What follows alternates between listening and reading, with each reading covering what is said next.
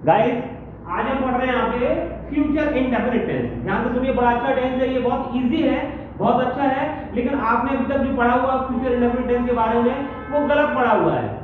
वो आपने अभी तक जो भी पढ़ा है वो मोस्टली है ना, मोस्ट ऑफ द पीपल ने जो भी पढ़ा हुआ है गलत पढ़ा हुआ है। ऑन कैमरा बता रहा हूँ गलत क्यों पढ़ा हुआ है आपने, मैं आपको बताऊंगा, ठीक है। क्योंकि फ्यूचर इंडेफिनिट टेंस की बातों के बारे में आपको जो बताया गया अभी तक, वो आपको बताया गया है कि फ्यूचर इंडेफिनिट टेंस होता है, इसके हिंदी के वाक्यों की पहचान होती है कि हिंदी के वाक्यों के अंत में गागी आता है। ये गलत है। गागी क्यों?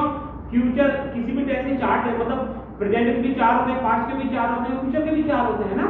तो जैसे प्रेजेंट के चार हैं वैसे पास्ट के भी चार हैं, वैसे फ्यूचर के भी चार हैं। तो आपको जो पढ़ाया जाता है कि फ्यूचर इंडेफिनिट टेंस की पहचान होती है कि हिंदी के वाक्यों के अंत में गागेगी अक्षर आते हैं।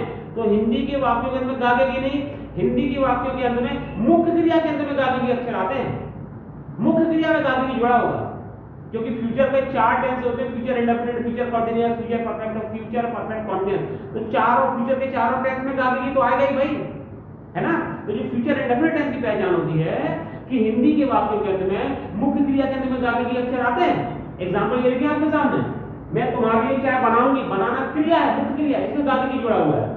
हम लोग कल निकलेंगे, निकलना मुख्य क्रिया है, उसमें गागेगी जुड़ा हुआ है। पापा मुझे लेने आएंगे, आना मुख्य क्रिया, उसमें गागेगी जुड़ा हुआ है। वह शाम को मुझे फोन लगाएगा, फोन लगाना अपने आप में मुख्य क्रिया है, तो गागेगी जुड़ा हुआ है। वे लोग पढ़ते रहेंगे, ता रहेगा, ते रहेंगे, ती रहेगी, ये मुख्य क्रिया है, ठीक है ना। इसके अलावा मुझे जाना पड़ेगा, ना पड़ेगा, नहीं पड़ेगी, नहीं पड़ेगी, मैंने आपको बताया, प्रेजेंट में भी बताया था, प्रेजेंट इंडेफिनिट में, पास्ट इंडेफिनिट में भी बताया था, वो फ्यूचर इंडेफिनिट में भी, प्रेजेंट इंडेफिनिट में मैंने आपको बताया था ता रहेगा, ता रहता है, ते रहते हैं, ती रहती है। पास्ट में बताया था ता रहता था, ते रहते थे, ती रहती थी। वो फ्यूचर में आकर ता रहेगा, ते रहेगी, ती रहेगी, ठीक है। फिर आता है मेरे पास एक कार होगी, प्रेजेंट में मैंने आपको बताया था मेरे पास एक कार है, पास्ट में मैंने आपको बताया था मेरे पास एक कार थी, और फ्यूचर में हो गया मेरे पास एक कार होगी। बहुत इजी है। जो पैटर्न मैंने प्रेजेंट इंडेफिनिट और पास्ट इंडेफिनिट में बताया था वही पैटर्न यहाँ पे, बस यहाँ पे विल और शैल ऐड आएगा बस, ठीक है। बहुत इजी है। और ये रूल बहुत इजी है। क्या दो रूल होते हैं उसके, क्या रूल हैं? फर्स्ट पर्सन पर्सन होते हैं, पर्सन तीन होते हैं, first person, second person, third person. First person कौन होता है? जो व्यक्ति बोल रहा है वो, उसके लिए वो फर्स्ट पर्सन है। जैसे आप बोल रहे हैं तो आपके लिए आप फर्स्ट पर्सन होंगे। तो फर्स्ट पर्सन केवल दो होते हैं, वो तो आई और वी। आई मतलब मैं और वी मतलब हम। तो फर्स्ट पर्सन हमेशा केवल दो होते हैं, वो होते हैं आई और वी। सेकंड पर्सन हमेशा केवल एक होता है, वो होता है यू। सामने वाला हमेशा, बोलने वाले के लिए सामने वाला हमेशा सेकंड पर्सन होता है। आई वी यू, इन तीन को छोड़ दें तो जितने बचे सब थर्ड पर्सन होते हैं, ठीक है। तो इसका रूल ये है फ्यूचर इंडेफिनिट टेंस का कि फर्स्ट पर्सन होता है आई एवं वी के लिए सहायक, हेल्पिंग वर्ब मतलब सहायक क्रिया, शैल का यूज करते हैं। बाकी सभी कर्ताओं के लिए आई और वी को छोड़ दें तो बाकी सभी कर्ताओं के लिए सहायक क्रिया विल का यूज करते हैं। बहुत इजी है, ठीक है।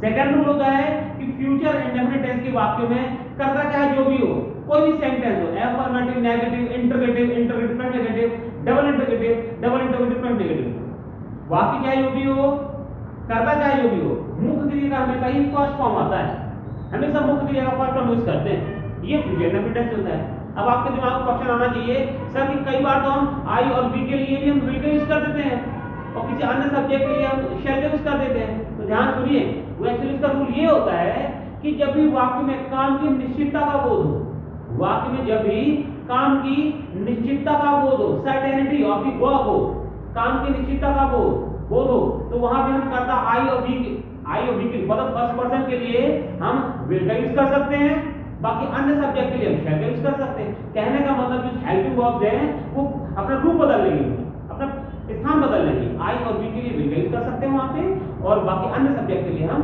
शैल का यूज कर सकते हैं, ठीक है ना। जब काम की निश्चितता का बोध हो, सर्टेनिटी ऑफ द वर्ब हो, ठीक है ना, तो वो हमारा आई और वी के लिए वहां पे विल का यूज कर सकते हैं और बाकी अन्य सब्जेक्ट के लिए शैल का यूज कर सकते हैं, ठीक है। ये हमारा फ्यूचर इंडेफिनिट टेंस है, क्यों भाई?